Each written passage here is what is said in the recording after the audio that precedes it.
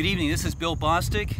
Again, your independent journalist with Linglestown Gazette with continuing coverage of preseason CD Rams football. And we're on the eve of the first game. You know, this is Wednesday evening. Friday night we're at Susquehanna Township, 7 o'clock. And Coach, we were just talking about you've had a really good run here in recent years. What's your record, you were just telling me, in recent years with the Rams? Well, since our weight room was built, which really, I've told you about this before, right. Speed Eversaw's Speed's place, that's really transformed our program. We're 76 and 17 since we've had that weight room, and you know, our kids have really taken advantage of that, and that's helped us a lot on and off the field. Yeah, and then last year, coming off a really good season, just had the little blips with CV. Yeah, last year was a solid year, but of course, as we've talked about, we've lost a lot of seniors from last year's team and a lot of starters. So you know, every year is unique unto itself, but this year especially. Yeah, it's a little bit of a wild card, but I would say after 2 weeks of preseason, you probably have a pretty good feel. What's your feeling coming into this first game about the team's status?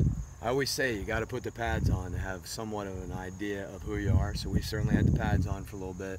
But you got to get into some game action to really know who you are, because that's where that extra layer of adversity can hit.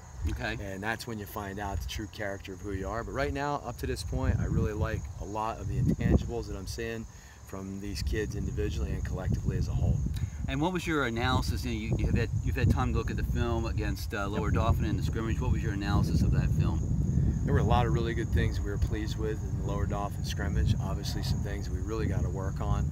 You know, considering that was the first scrimmage and the only scrimmage, like I said, we had to have the coaches in the press box. We didn't have coaches on the field. You know, we didn't have delay of games and, you know, some of those type of things, and some bad first scrimmage penalties. Okay. We avoided a lot of that, which I thought was a good sign and spoke a lot to the kids' efforts and preparation all summer long. Yeah, I thought the offense had a decent showing. The defense really looked good early on. They slipped a little bit in the latter part. What happened there? Well, you know, throughout the course of the scrimmage, our main emphasis was kind of evaluating kids. We got different kids in different spots. We also wanted to evaluate schemes, so we started doing some things that maybe we wouldn't normally do in a game, because it was our last chance to see what kids work best in which schemes.